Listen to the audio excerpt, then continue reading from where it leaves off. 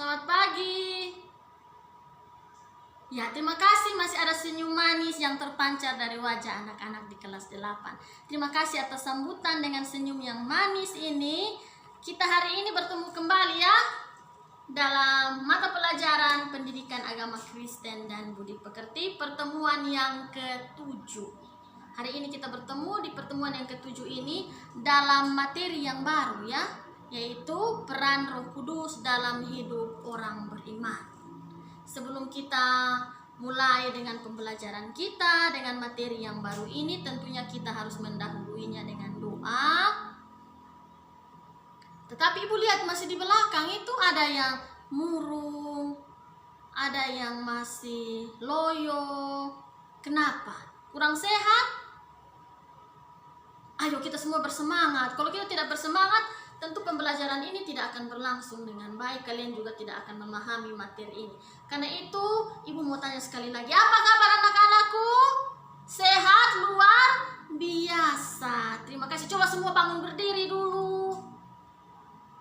Ya, kalau sudah berdiri, ya kita memakai yel-yel kita seperti biasa. Tepuk semangat. Huha. Huha. Huha. Terima kasih. Silakan anak-anak duduk kembali. Kita tentu mengawalinya dengan doa bersama. Ibu meminta Lukas Pitai untuk memimpin kita dalam doa. Mari Lukas, silakan maju ke depan dan memimpin kita dalam doa. Semua mengambil sikap doa yang benar. Ya, masih ada yang pegang buku itu, simpan sudah bukunya. Mari kita berdoa. Silakan Lukas. Semua tutup mata ya. Mari kita berdoa. Amin. Terima kasih banyak Lukas. Silakan duduk kembali. Anak-anak, sesuai dengan materi kita hari ini, peran Roh Kudus dalam hidup orang beriman. Ibu melihat ada di bangku bagian belakang, ada yang kosong, di bagian kiri Ibu juga, bagian kanan Ibu juga ada yang kosong. Ini kenapa? Tidak masuk? Sakit? Oh iya, nanti sebentar tolong kita kelas absen untuk Ibu.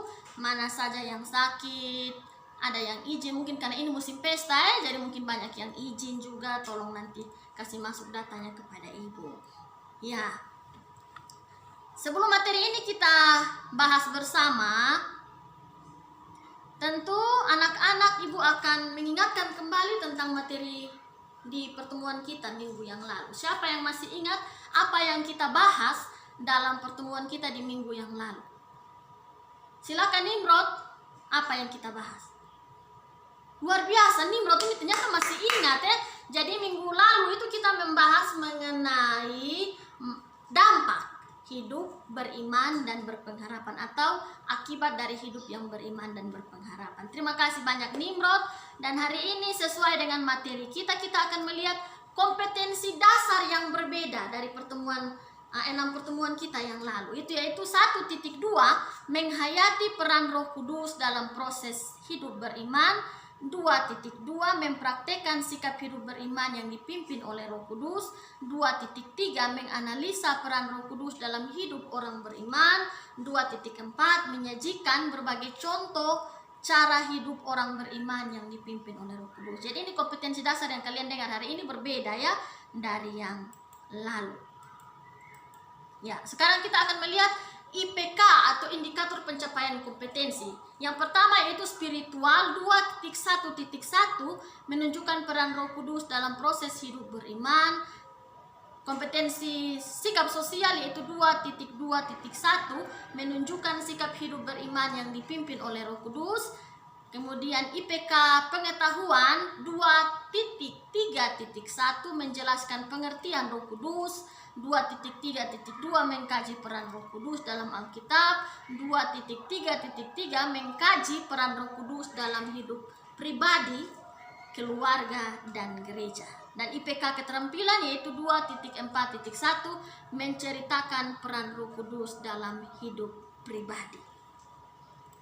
Ya, jadi dari IPK itu kita akan melihat tujuan pembelajaran kita pada pertemuan yang ke-7 ini. Jadi setelah proses pembelajaran dengan menggunakan pendekatan saintifik dengan model pembelajaran inquiry, peserta didik diharapkan dapat Satu atau yang pertama menunjukkan peran Roh Kudus dalam proses hidup beriman. Yang kedua, menunjukkan sikap hidup beriman yang dipimpin oleh Roh Kudus. Yang ketiga, menjelaskan pengertian Roh Kudus. Yang keempat, mengkaji peran Roh Kudus dalam Alkitab. Yang kelima, mengkaji peran Roh Kudus dalam hidup pribadi, keluarga, dan gereja. Dan yang keenam, menceritakan pengalaman pribadi sebagai orang percaya yang dipimpin oleh Roh Kudus. Jadi ini ada kesalahan sedikit ya, hanya 6 saja tujuan pembelajaran kita. Nah, anak-anakku, setelah kita lihat tujuan pembelajaran ini, tentu ada manfaatnya ketika anak-anak bisa memahami materi ini. Jadi ketika anak-anak sudah paham tentang materi ini, maka anak-anak akan tahu siapakah Roh Kudus itu, kemudian apa peran Roh Kudus dalam Alkitab, apa peran Roh Kudus dalam kehidupan pribadi kita, apa peran Roh Kudus dalam kehidupan keluarga, maupun apa peran Roh Kudus dalam gereja. Jadi itu manfaat yang akan anak-anak dapatkan setelah anak-anak mempelajari materi ini. Ya, terima kasih. Kita akan lanjut. Ibu tentu belum akan menjelaskan materi dulu, tapi ibu akan membagi anak-anak dalam 5 kelompok untuk kita mendalami peran Roh Kudus dalam Alkitab. Silahkan masing-masing kelompok duduk 5 orang, mungkin yang lain bisa 4, yang lain bisa 5. Ibu persilahkan membagi kelompok seperti biasa, dan nanti tolong anak-anak perhatikan di sini.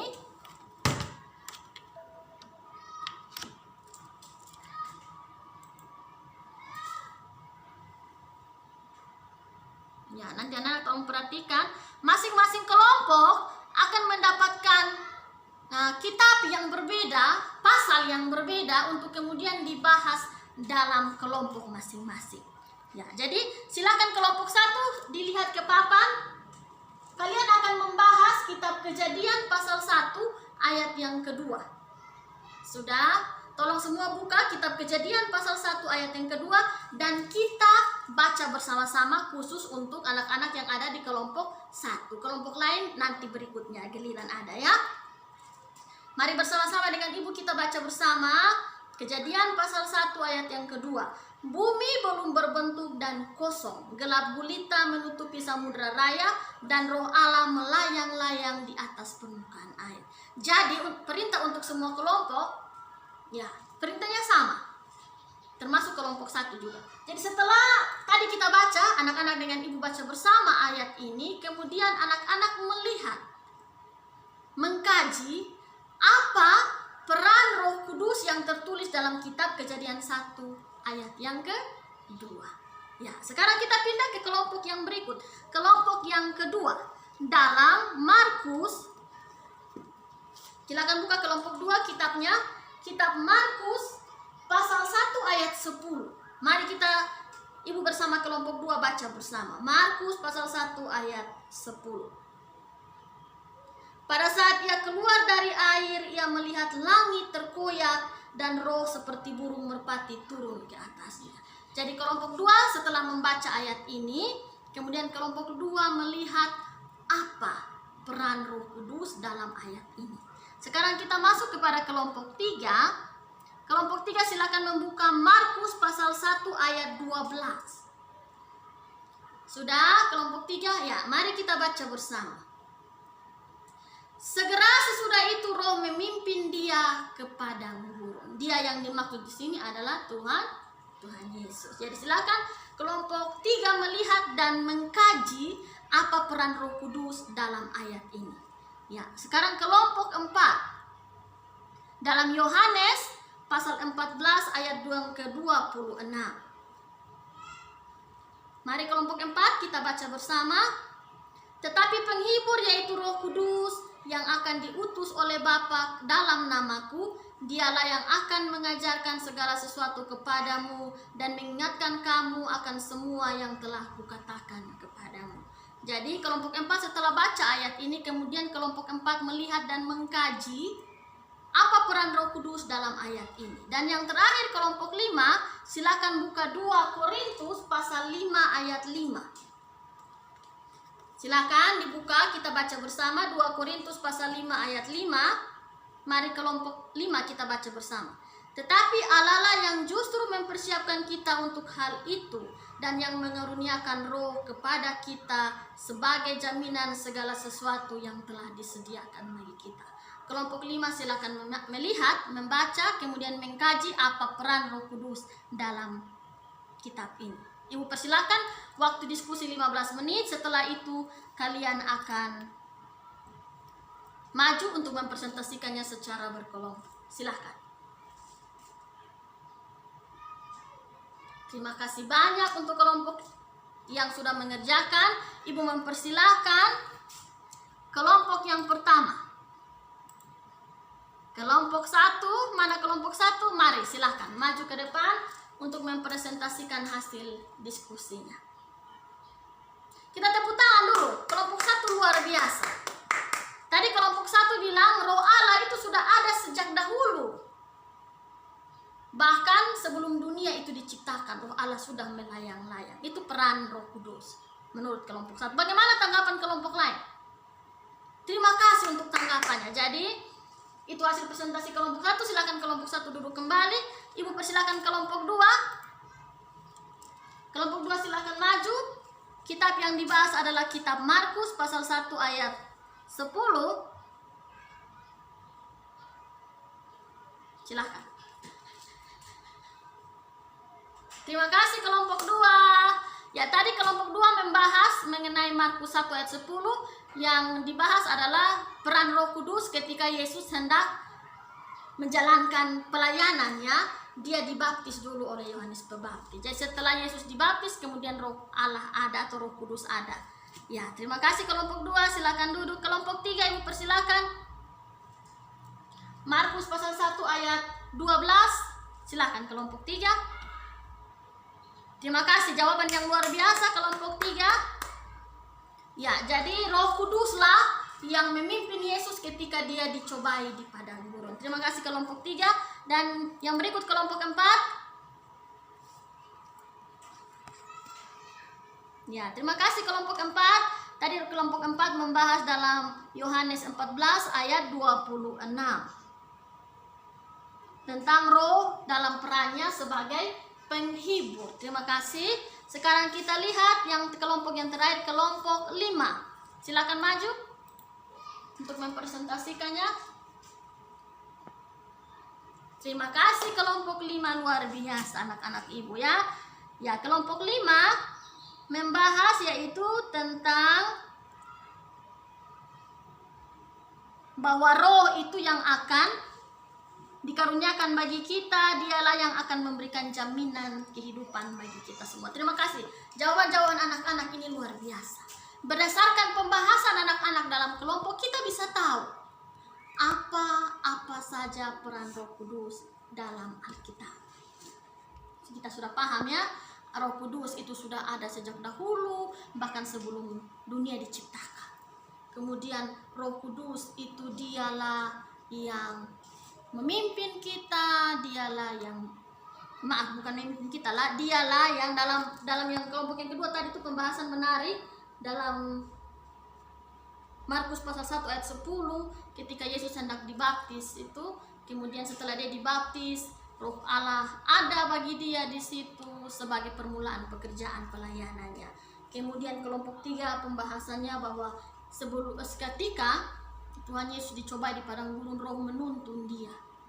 Nah, itu luar biasa anak-anakku. Dan kelompok 4 membahas dalam kitab Yohanes itu bahwa Roh itu adalah Roh penghibur yang akan ada bagi kita. Kemudian dalam 2 Korintus kelompok 5 membahas bahwa Roh itu yang akan memberikan jaminan kehidupan bagi kita. Jadi luar biasa, kita sudah mengetahui beberapa peran Roh Kudus dalam Alkitab.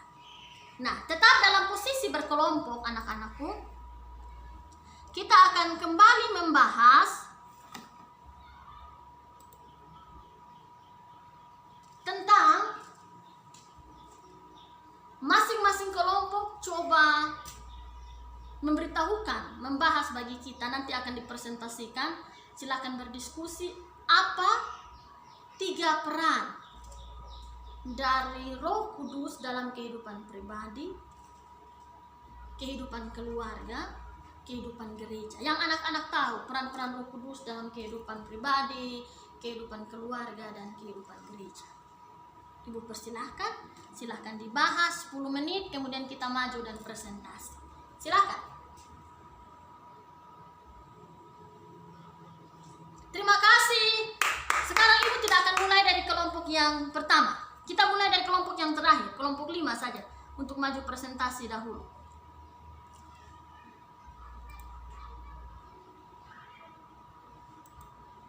Silakan kelompok 5. Bisa? Luar biasa ya. Silakan. Terima kasih jawabannya kelompok 5. Tadi kelompok 5 bilang Roh Kudus dalam hidup pribadi itu untuk menuntun orang ke jalan yang benar. Terima kasih. Kemudian menurut kelompok 5, Roh Kudus dalam keluarga itu untuk buat Bapak dan Mama saling bersayang. Terima kasih. Kemudian untuk hidup gereja itu untuk supaya kita tetap bersekutu. Terima kasih, jawaban yang luar biasa. Silakan duduk kembali. Silakan maju kelompok 4. Mari kelompok 4 maju ke depan. Terima kasih, silakan. Ya, kita tepuk tangan dulu. Kita sampai lupa tepuk tangan untuk teman-teman kita yang maju. Karena Ibu terkesima dengan jawaban yang diberikan oleh anak-anak. Ternyata anak-anak kelas 8 ini luar biasa. Sangat ini mampu untuk memahami apa yang dimaksud oleh soal dan dijawab juga dengan benar. Terima kasih kelompok 4, luar biasa. Tadi kelompok 4 bilang dalam keluarga itu harus bersayang. Roh Kudus menuntut untuk bersayang, berbagi kasih. Begitu juga dengan pribadi yang baik, menjadi pribadi yang baik, yang tidak suka marah. Terima kasih kelompok 4 menjadi kemudian dalam gereja itu untuk kita tetap bersekutu. Terima kasih jawaban-jawaban dari anak-anak. Sekarang silakan kelompok 3 maju ke depan.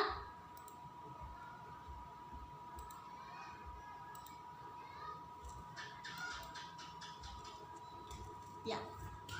Tepuk tangan untuk kelompok 3 yang sudah mempresentasikan. Tadi kelompok 3 bilang Roh Kudus itu dalam pribadi itu untuk menjadikan seorang kita, maaf, tadi bilang apa Kakak? Oh ya, untuk menjadikan kita pribadi yang lebih baik. Apalagi? Ya, dalam keluarga kita saling menyayangi Bapak dan Mama, kakak dan adik. Ya, dan yang terakhir dalam gereja tadi kelompok 3 mengatakan bahwa peran Roh Kudus adalah membimbing kita kepada persekutuan kasih. Terima kasih kelompok 3. Sekarang silakan duduk kelompok 3, kita maju kelompok yang berikut, kelompok 2. Kelompok 1 siap-siap ya, habis ini maju. Silakan kelompok 2. Tepuk tangan dulu kelompok 2. Kelompok 2 hampir menuju kepada jawaban yang sempurna. Menurut kelompok 2, tugas Roh Kudus dalam pribadi itu menginsafkan manusia akan dosa. Benar. Kemudian kelompok 2 bilang tugas Roh Kudus dalam keluarga itu membuat kita saling mengasihi. Benar. Kemudian dalam gereja untuk kita bersekutu dan melayani. Luar biasa. Terima kasih kelompok 2, silakan duduk. Dan yang terakhir kelompok 1. Silakan maju. Terima kasih. Ternyata semakin kesini jawaban anak-anak semakin benar sekali, tepat sekali. Terima kasih kelompok 1, sekalian juga ini Ibu membahas materi kita ya. Jadi terima kasih kelompok 1. Tadi kelompok 1 punya jawaban itu sudah mendekati 99 benar. Tadi kelompok 1 mengatakan bahwa tugas Roh Kudus untuk pribadi masing-masing itu membimbing kepada kebenaran, menginsafkan manusia akan dosa, menyadarkan manusia benar. Kemudian dalam keluarga yaitu supaya ada kasih terhadap Bapak dan Mama, suami dan istri, Bapak dan Mama terhadap anak-anak, dan sebaliknya Bapak dan anak-anak terhadap Bapak dan Mamanya. Dalam gereja juga supaya kita bersekutu dalam kasih dan persaudaraan. Terima kasih kalau kelompok 1. Ibu akan membahas hal ini. Tolong semua perhatikan. Ibu mulai dari yang pertama. Peran Roh Kudus dalam pribadi. Jadi tadi jawaban anak-anak waktu Ibu sangat berapresiasi, berterima kasih karena anak-anak luar biasa. Ya, yang pertama, peran Roh Kudus dalam pribadi menginsafkan kita dari dosa. Artinya menyadarkan kita manusia dari dosa-dosa yang kita lakukan. Supaya dosa itu jangan kita ulangi lagi. Jadi ada pepatah yang mengatakan bahwa jangan jatuh kepada lubang yang sama. Jadi itu tugas Roh Kudus, mengingatkan kita supaya kita jangan melakukan kesalahan yang sama. Benar sekali anak-anak. Kemudian menuntun kita kepada kebenaran. Kebenaran akan apa, Ibu? Kebenaran akan Kristus sebagai Tuhan dan Juru Selamat kita. Jadi semua apa yang Tuhan mau dalam kehidupan kita sebagai manusia, anak-anakku, sudah ada dalam kitab suci yang anak-anak pegang dan yang Ibu pegang. Ya, jadi Roh Kudus akan menuntun kita kepada kebenaran sesuai dengan apa yang tertera dalam kitab suci, agar kehidupan kita berjalan seturut dengan apa yang Tuhan kehendaki bagi kita semua. Ya, yang ketiga, Roh Kudus akan menuntun setiap pribadi untuk hidup dalam kasih. Itu kasih yang punya rasa belas kasihan, punya rasa simpati, punya rasa empati terhadap orang lain yang susah, orang lain yang berkekurangan, dan lain sebagainya. Jadi itu peran Roh Kudus dalam kehidupan pribadi. Sekarang anak-anakku, Ibu perbesar supaya anak-anak lihat. Ya, yang di belakang bisa lihat. Ya, jadi ini materi kita, peran Roh Kudus dalam hidup orang beriman seperti ini. Ya, terima kasih. Sekarang kita lihat yang berikut. Apa peran Roh Kudus dalam keluarga? Tadi anak-anak banyak yang sudah mengatakan, dan Ibu berterima kasih, ada yang mengerti sekali. Jadi Roh Kudus perannya dalam keluarga itu menuntun keluarga untuk hidup sebagai keluarga Allah. Jadi kita ini hidup sebagai keluarga Allah yang bersekutu, yang bersaksi, serta melayani dalam kasih. Bersekutu, bersaksi, dan melayani dalam kasih. Kasih terhadap suami dan istri, hubungan antara bapak mama dan anak-anak seperti kelompok 1 dan 2 tadi sampaikan, dan juga sebaliknya hubungan anak-anak terhadap bapak dan mamanya. Supaya apa? Supaya kita bisa ada sebagai atau hadir di dunia ini sebagai keluarga Allah yang bisa dicontohi oleh keluarga-keluarga yang lain. Jadi itu peran Roh Kudus dalam keluarga. Sekarang kita akan lihat yang berikut. Peran Roh Kudus dalam gereja. Tadi ada yang sudah membahas juga. Peran Roh Kudus dalam gereja. Jadi Roh Kudus itu dia akan menuntun gereja untuk terus bersekutu. Ya, bersekutu itu yang bagaimana? Yang kita kumpul setiap hari Minggu di gereja, memuliakan nama Tuhan, mendengarkan firman Tuhan. Kemudian Roh Kudus akan menuntun gereja itu untuk bersaksi, menyampaikan kebenaran firman Tuhan. Kemudian Roh Kudus itu akan menuntun gereja untuk melayani. Melayani bukan saja umatnya, bahkan umat orang-orang di luar gereja. Nah, itu tugas atau peran Roh Kudus dalam kehidupan gereja. Ya, terima kasih anak-anak. Kita sudah bahas banyak tentang Roh Kudus, tapi tentu ada yang bertanya, Ibu, dari tadi Ibu omong tentang peran Roh Kudus, tentang ini tugas Roh Kudus, Ibu omong di keluarga, di pribadi, di gereja, tapi kami masih bingung, Ibu, Roh Kudus itu siapa, Ibu? Ya, Roh Kudus anak-anakku adalah sosok pribadi yang hadir setelah Yesus terangkat ke surga. Jadi dia adalah sosok pribadi yang dijanjikan oleh Yesus kepada murid-muridnya untuk terus menemani murid-muridnya, bahkan menemani kita semua sampai dengan sekarang. Tugas-tugasnya seperti yang sudah tadi Ibu bahas dan anak-anak juga bahas dalam kelompok. Ya, itu ya anak-anakku. Jadi Roh Kudus itu bukan apa, tapi pribadi. Siapa Roh Kudus itu? Roh Kudus itu adalah pribadi yang menuntun kita kepada kebenaran. Anak-anak dan Ibu kepada kebenaran akan firman Tuhan. Tadi kita sudah lihat apa perannya dalam keluarga, dalam gereja, bahkan dalam pribadi kita masing-masing. Ya, terima kasih anak-anakku. Sedikit penjelasan dari Ibu. Sekarang Ibu akan, dan bersama anak-anak semua, tolong kita buka buku siswa.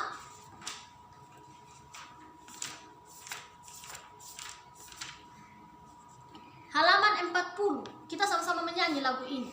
Ya, karena Ibu punya suara agak-agak tidak baik. Jangan ketawa ya. Iya, tapi kita menyanyi bersama.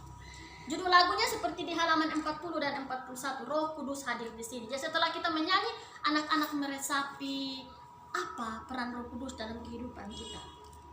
Kita mulai ya. Roh Kudus hadir di sini, mengalir di bait suci, perkara ajaib pun terjadi, kuasa mujizat nyata, karena Roh Allah sedang bekerja. Tiada yang mustahil dan tiada yang sukar bila Roh Allah turut bekerja. Tiada yang mustahil bagi orang percaya, karena Roh Allah turut bekerja di antara kita. Ya, terima kasih, kita semua sudah menyanyi bersama. Jadi itu lagu yang menggambarkan tentang bagaimana Roh Kudus dan perannya dalam hidup kita. Terima kasih untuk sukacita yang luar biasa dari lagu ini. Ya anak-anak, Ibu akan mempersilahkan kepada siapa saja di antara kalian yang punya pengalaman hidup tentang bagaimana dia dipimpin atau dituntun oleh Roh Kudus. Siapa yang mau maju di sini untuk bercerita bagi kita? Silakan Yuli. Mari kita tepuk tangan untuk Yuli Tampani, luar biasa. Mari Yuli, silakan ke depan. Silakan Yuli menceritakan bagaimana proses hidup dipimpin oleh Roh Kudus. Yang lain itu jangan ribut ya, kita dengarkan Yuli bercerita bagi kita semua, dan ini menjadi pengalaman yang luar biasa ya. Silakan Yuli. Ya, tepuk tangan dulu. Wah, luar biasa. Roh Kudus menuntun hidup Yuli. Jadi tadi dalam cerita Yuli bilang, ibu tak, saya punya hidup ini susah. Saya punya bapak mama sudah meninggal. Kemudian saya tinggal dengan nenek sendiri. Tapi Tuhan menuntun hidup saya sehingga nenek masih kuat sampai saat ini dan bisa menyekolahkan Yuli. Jadi Yulia jadi luar biasa. Terima kasih Yuli. Silahkan duduk. Anak-anak yang lain, ibu percaya kita semua memiliki cerita tentang bagaimana peran Roh Kudus dalam kehidupan kita masing-masing. Nanti semua boleh bercerita di kesempatan yang berikut ya. Ya, sekarang kita akan menulis tugas rumah. Jadi tugas rumah ini ibu akan meminta kalian untuk membuat doa.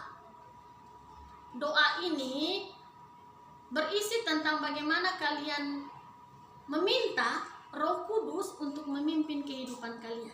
Jadi silakan kalian menulis doa ini, merangkai doa ini sendiri, masing-masing sendiri, kemudian dihias bagus-bagus dalam kertas karton, kemudian nanti dikumpulkan kepada ibu. Jadi masing-masing orang silakan membuat doanya sendiri. Ya, jadi dihias yang semakin bagus, hiasan yang semakin bagus tentu nilainya juga semakin bagus. Kata-kata yang dirangkai dengan bagus tentu juga memiliki nilai yang bagus. Terima kasih anak-anakku. Ya, kita akan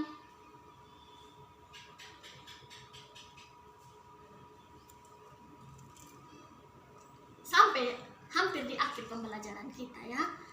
Nah, anak-anak tolong perhatikan semua di sini. Jangan lagi tulis, semua perhatikan di sini. Kira-kira dari pembelajaran kita ini, apa upaya yang dilakukan oleh kita semua agar Roh Kudus tetap berperan dalam hidup kita?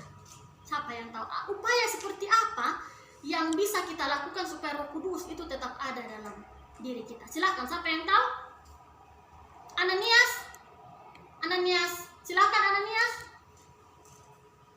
Terima kasih Ananias, jawaban yang luar biasa. Menurut Ananias, bagaimana cara kita supaya Roh Kudus tetap berperan dalam hidup kita? Yaitu meminta Roh Kudus hadir terus dalam hati kita. Benar sekali Ananias, itu jawaban yang luar biasa, jawaban yang benar. Jadi supaya Roh Kudus tetap berperan dalam hati kita, dalam hidup kita, maka anak-anak kita harus meminta Roh Kudus berdiam dalam hati. Jadi jangan biarkan Roh Kudus keluar kemudian iblis yang masuk, nanti kita melakukan dosa. Tapi ketika kita meminta Roh Kudus berdiam dalam hati kita, tentu hidup kita akan dipimpin oleh Roh Kudus. Benar sekali. Ya, jadi kita akan merangkum bersama-sama materi ini. Jadi jangan ibu yang ngomong lagi. Maaf, menurut anak-anak, dari pembahasan kita tadi, apa yang bisa kita ambil sebagai kesimpulan dari materi kita? Silakan ibu berikan kesempatan. Yang bisa bicara silakan. Terima kasih. Pendapat anak-anak luar biasa. Tolong semua perhatikan di sini. Roh Kudus itu dia adalah pribadi, seperti tadi ibu bilang. Pribadi penolong yang memimpin kita dalam bentuk roh, roh yang dijanjikan oleh Yesus Kristus sebelum ia naik ke surga. Roh itu sudah ada sejak lama, ya, bahkan sebelum dunia diciptakan. Kemudian Roh Kudus itu dia akan ada dan berperan dalam kehidupan pribadi, dia berperan dalam kehidupan keluarga, dia berperan dalam kehidupan bergereja, sehingga akan menuntun kita kepada kehidupan yang bersekutu, bersaksi, dan melayani. Terima kasih anak-anakku sekalian, luar biasa. Ya, kita akan mengakhiri pembelajaran kita, tapi Ibu akan memberitahukan materi apa yang akan kita bahas di minggu yang akan datang, yaitu Tuhan Yesus menjanjikan Roh Kudus. Dan materi ini silakan anak-anak baca buku siswa yang ini, kemudian nanti minggu depan kita akan bahas bersama. Kita akan mengakhiri pembelajaran kita. Ada yang mau bertanya? Sudah paham? Terima kasih. Anak-anak luar biasa, terima kasih untuk pembelajaran hari ini. Kita akan menutupnya dalam doa dan Safina. Amin.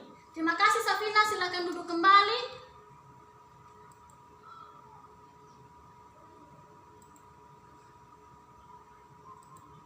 Ya. Pembelajaran kita sampai di sini anak-anakku.